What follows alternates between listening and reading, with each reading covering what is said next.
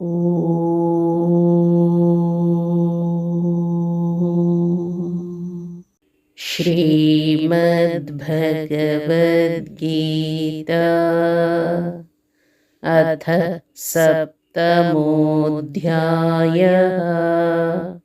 ಏಳನೆಯ ಅಧ್ಯಾಯ ಜ್ಞಾನವಿಜ್ಞಾನಯೋಗಃ ಜ್ಞಾನವಿಜ್ಞಾನಯೋಗ ಅಧ್ಯಾಯ 7 ಶ್ಲೋಕ 5 ಶ್ರೀಭಗವಾನ್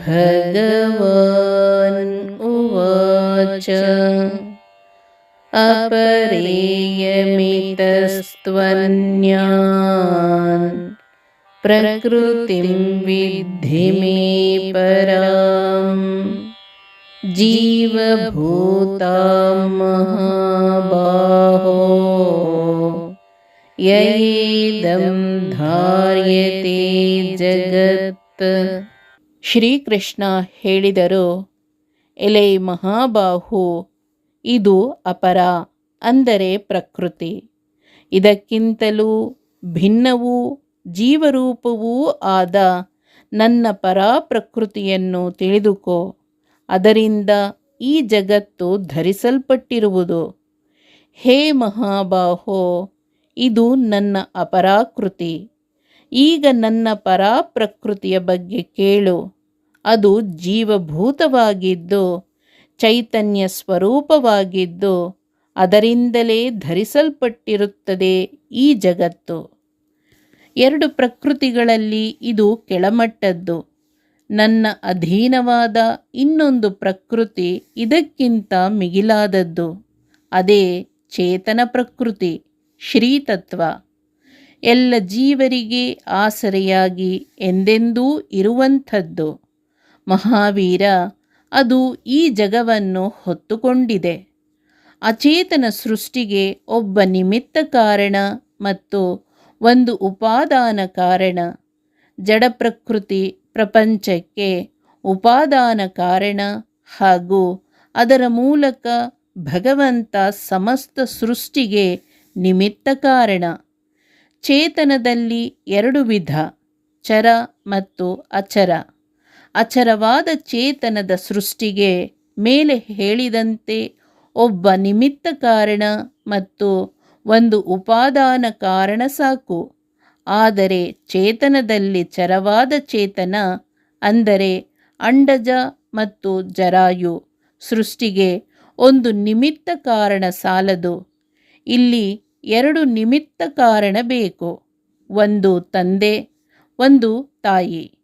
2 ಚೇತನದಿಂದ ಒಂದು ಚೇತನ ಸೃಷ್ಟಿ.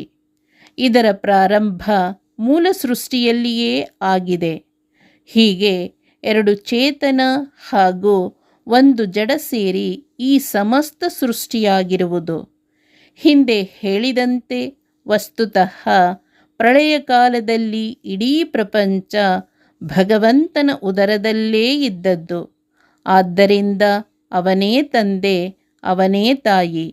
ಆದರೂ ಈ ಪ್ರಪಂಚದಲ್ಲಿರುವ ಜೀವಜಾತದ ಸೃಷ್ಟಿಗೆ ಮುಂದೆ ಹೇಗೆ ತಂದೆ ತಾಯಿ ಎನ್ನುವ 2 ಚೇತನ ಬೇಕೋ ಅದನ್ನು ಸೃಷ್ಟಿಯ ಆದಿಯಲ್ಲೇ ಭಗವಂತ ಮಾಡಿದ. ಪ್ರಪಂಚದಲ್ಲಿ ಯಾವ ರೀತಿ ಜೀವದ ಸೃಷ್ಟಿ ಪ್ರಕ್ರಿಯೆ ಮುಂದುವರಿಯುತ್ತದೋ ಅದೇ ರೀತಿ ಪ್ರಾರಂಭದಿಂದ ಆ ವ್ಯವಸ್ಥೆ ಮಾಡಿದ ಭಗವಂತ. ಅದರದ್ದೇ ಮುಂದುವರಿಕೆ ಈ ಸೃಷ್ಟಿ. ಈ ಶ್ಲೋಕದಲ್ಲಿ ಕೃಷ್ಣ ಹೇಳುತ್ತಾರೆ, ನಾನು ಹಿಂದೆ ಹೇಳಿದ ಪ್ರಕೃತಿ ಜಡ ಪ್ರಕೃತಿ. ಆದರೆ ಅದಕ್ಕಿಂತ ಭಿನ್ನವಾದ ಮತ್ತು ಶ್ರೇಷ್ಠವಾದ ಇನ್ನೊಂದು ಪ್ರಕೃತಿ ಇದೆ ಎಂದು. ಅದೇ ಇಡೀ ಪ್ರಪಂಚಕ್ಕೆ ಮಾತೃಸ್ಥಾನ ಕೊಟ್ಟಿರುವ ಚಿತ್ ಪ್ರಕೃತಿ. ವೇದದಲ್ಲಿ ಹೇಳುವಂತೆ ಜಡ ಪ್ರಕೃತಿ ಅಕ್ಷರ, ಅದಕ್ಕಿಂತ ಭಿನ್ನವಾದ ಚೇತನ ಪ್ರಕೃತಿ ಪರಮಾಕ್ಷರ. ಭಗವಂತ ಪರತ ಪರಮಾಕ್ಷರ. ಹೀಗೆ ಭಗವಂತನಿಗೂ ಮತ್ತು ಪ್ರಪಂಚಕ್ಕೂ ಮಾಧ್ಯಮವಾಗಿ ಶ್ರೀತತ್ವವಿದೆ. ಈ ಕಾರಣದಿಂದ ಲಕ್ಷ್ಮಿಯನ್ನು ಲೋಕಮಾತೆ ಎನ್ನುತ್ತಾರೆ.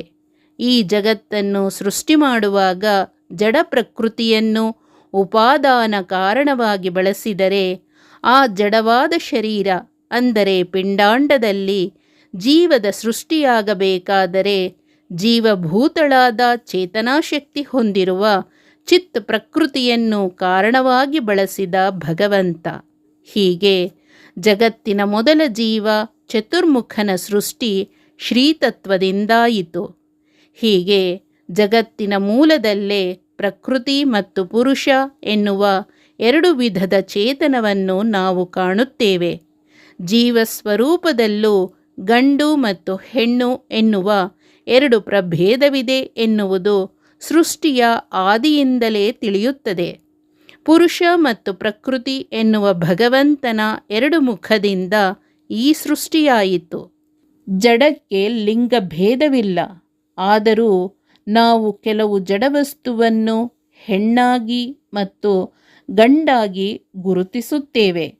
ಇದು ಆ ವಸ್ತುವಿನ ಅಭಿಮಾನಿ ದೇವತೆಯ ಲಿಂಗಕ್ಕನುಗುಣವಾಗಿ ಗುರುತಿಸಲ್ಪಟ್ಟಿರುವುದು. ಉದಾಹರಣೆಗೆ ನದಿಯ ಅಭಿಮಾನಿ ದೇವತೆಗಳಲ್ಲಿ ಹೆಚ್ಚಿನವರು ಸ್ತ್ರೀಲಿಂಗ. ಅದೇ ರೀತಿ ಭೂಮಿಯ ಅಭಿಮಾನಿ ದೇವತೆ ಕೂಡ ಹೆಣ್ಣು.